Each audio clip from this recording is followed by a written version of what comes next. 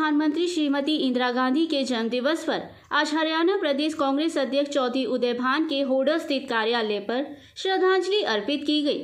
इस अवसर पर कांग्रेसी कार्यकर्ताओं के द्वारा श्रीमती इंदिरा गांधी के चलचित्र पर माल्यार्पण करके उनका जन्म दिवस मनाया।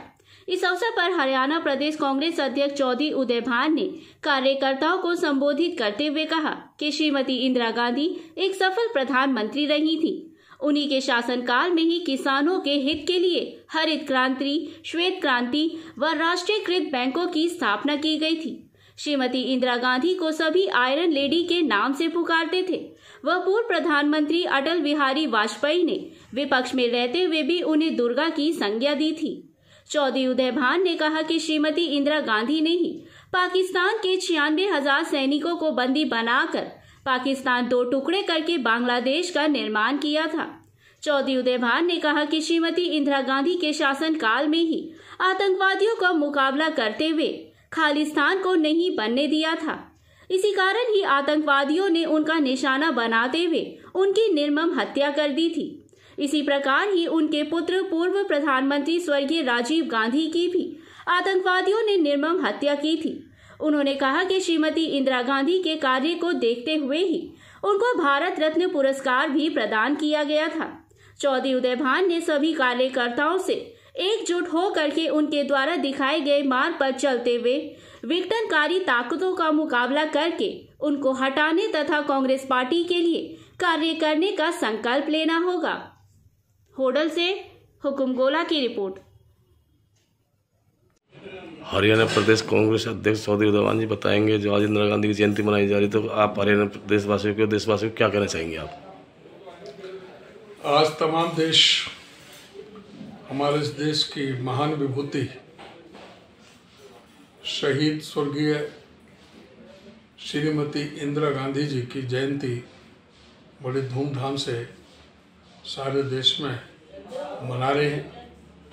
उनके व्यक्तित्व पर, उनके कृतित्व पर चर्चा हो रही है कि किस प्रकार से उन्होंने देश में एक प्रधानमंत्री के रूप में, चाहे बैंकों का राष्ट्रीयकरण हो, चाहे राजे महाराजाओं को प्रीवी पर्स बंद करने की बात हो, चाहे हरित क्रांति को पूरी तरह से अमल में लाने की बात हो, श्वेत क्रांति को अमल में लाने की बात हो, चाहे जब पाकिस्तान ने कोई नज़र टेढ़ी की तो पाकिस्तान को सबक सिखा कर पाकिस्तान के दो टुकड़े करने का काम हो, जिसमें 96,000 पाकिस्तान के फौजियों को सरेंडर कराने का काम हो,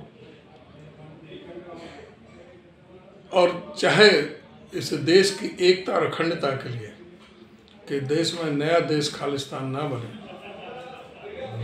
उसके लिए उन्हें अपने प्राणों की चाहे आहुति देनी पड़ी, लेकिन वो देश के टुकड़े नहीं होने दिए। उनका जो देश प्रेम, देशभक्ति, जो उनकी कार्य क्षमता, जो कुशलता, आज सारा देश उनका गुणगान करता है, लोहा मानते हैं। प्रतिपक्ष के नेता उस समय श्री अटल बिहारी वाजपेयी ने भी उनको दुर्गा कहकर के सम्मानित किया था। तो इस तरह से वो एक ऐसी महान विभूति थी जो सभी देश में बहुत सम्मान के साथ में देखी जाती हैं। आज वो हमारे बीच में नहीं है, लेकिन उनके जो अधूरे सपने हैं, जो कार्य जो करना चाह रही थी, आज उनके सबको लेकर के हमारे और पार्टी ने आगे बढ़ाया है। राजीव जी ने आगे बढ़ाया, नरसिंह जी ने आगे बढ़ाया, डॉक्टर मनमोहन सिंह जी ने आगे बढ़ाया, वो सारी चीज़ों को। तो वो एक हमेशा प्रेरणा का स्रोत इस देश के लिए और देश की राजनीति के लिए, राजनीतिज्ञों के लिए हमेशा बना रहे। कांग्रेस पार्टी कार्यकर्ताओं को आप क्या संदेश देना चाहेंगे? कांग्रेस पार्टी को सभी कार्यकर्ताओं को तो संदेश ये है कि जो इंदिरा जी ने जो इस देश के लिए योगदान दिया है उसको घर घर तक पहुंचाएं, उनको प्रेरणा लें। देश की एकता और अखंडता को बचाए रखने के लिए, देश को एकजुट रखने के लिए, प्रेम प्यार भाईचारे को प्रेफरेंस देते हुए, जो इस देश में विघटनकारी शक्तियां हैं जो इस देश को विभाजित करनी चाहती हैं धर्म और मजहब के नाम से, नफरत का माहौल पैदा करने चाह रहे हैं, उनको जो दरकिनार करके इस देश को एकता के सूत्र में बांधने का काम करें। BB News 24 लाइव तो बात करने धन्यवाद जी। धन्यवाद।